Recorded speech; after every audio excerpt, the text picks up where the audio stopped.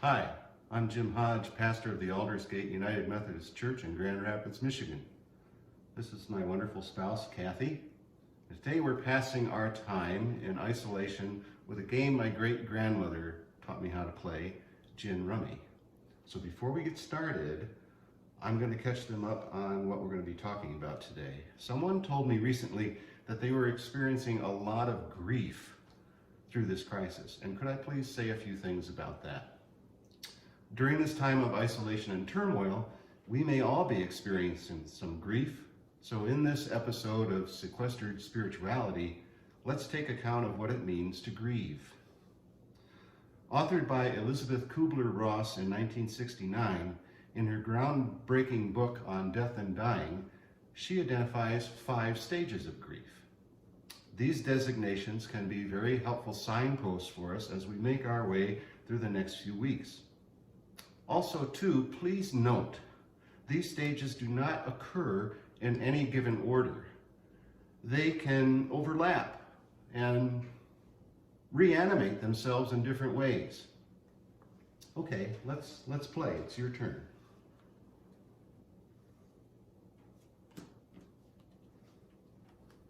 So the first stage is denial and isolation. And hey neighbors, we're already halfway there because we're all isolated. Denial is the inability or refusal to accept reality in a given moment or space and time. Jen. What? Wait. That can't be possible. Not on the first time, not on the first draw. That's not, no, that can't be possible.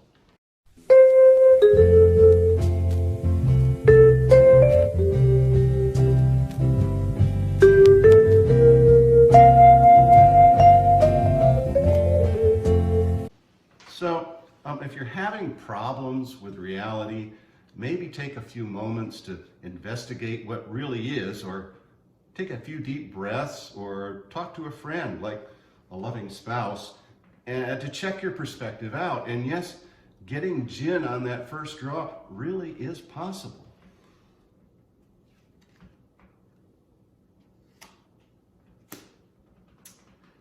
Another stage of grief is anger. Now, I'm not talking about righteous anger here. I'm talking about projected anger.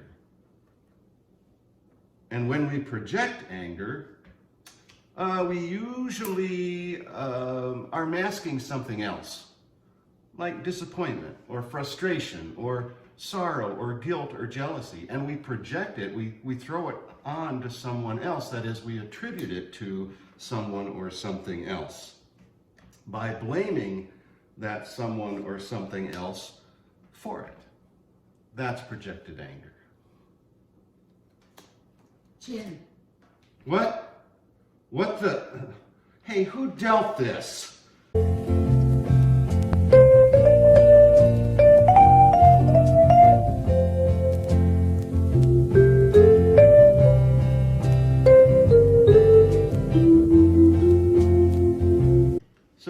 So dealing with anger can be a real challenge, especially if you're a person that's easily angered, that you have a quick temper. But it's not impossible. Again, you can employ some simple strategies here, like taking a break or setting yourself aside to pray or to breathe deeply or trying to put what triggered your anger into perspective. You may also want to consider what's at the base of that anger. What are you really saying underneath that anger?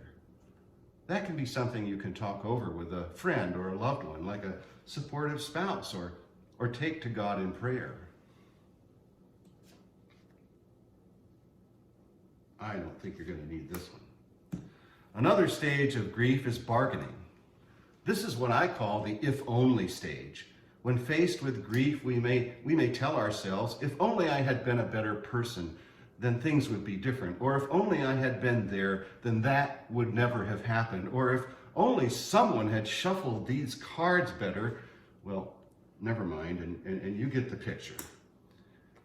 It is understandable to wish to undo the unpleasantries of life, and is also, by and large, a fool's errand to try to do it. The past is the past. The Spirit of God's love helps us honor the past and live in the present with hope for the future. All right, let's see. What you probably won't need that.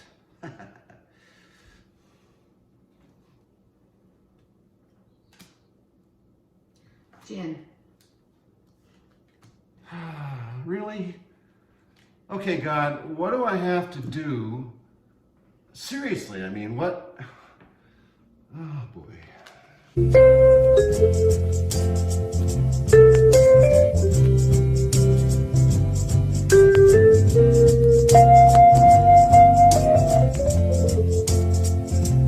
So, bargaining with yourself and with others and even with God is not going to undo what causes your grief. What undoes grief is love and patience and love and time and memories and love and new beginnings and love and hope and love and faith. Did I mention love? I think it's your turn. Depression, that's the next stage and one of the most destructive stages in this whole 5 stages. And boy, howdy do I know about this one. I fight this stage every day. I'm referring specifically to 2 types of depression. The first is sadness and regret, a sort of spiritual soreness that can lead to hopelessness and beyond. And the second is the beyond, the inability to do, well, much of anything, having been overcome with the tendency to completely isolate and shut down or avoid, weep, just give up. Sadness and regret can be overcome by redirecting yourself to something enjoyable and productive, like playing gin rummy. And, well, or maybe if you're knitting an Afghan or reading or having a conversation with a friend, if you ever, and I do mean ever, get to the point of the second type of depression, that is the complete isolation and giving up, there's one sure way out of it, and it takes a lot of courage and it takes a lot of fortitude, and that is to ask for help from God, from family, and from friends, even if it's necessary from a professional. Jen.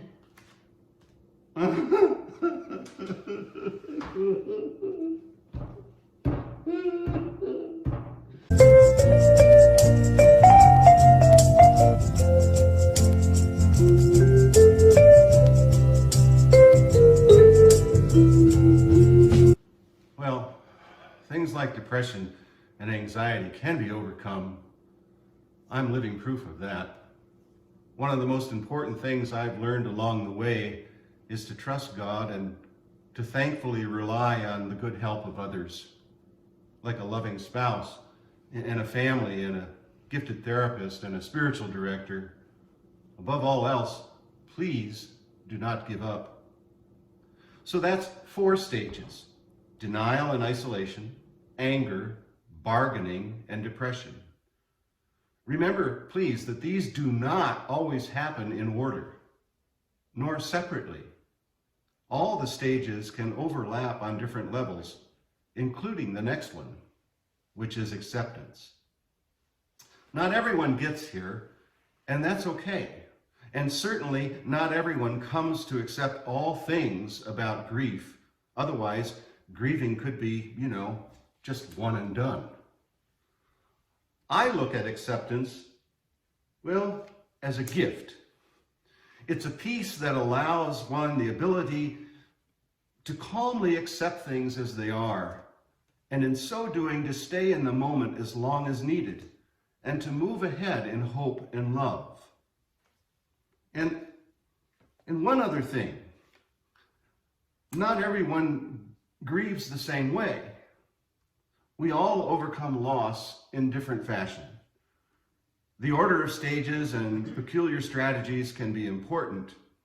Stay flexible in your understanding and generous in your patience with yourself and others. And what is most important is the overcoming the trek, not getting stuck on just one step, looking for and listening to the love of God made manifest through the lives of others and in your own heart and mind. that longs for you to be made, well, whole in Christ. Jen. I love you so much, dear.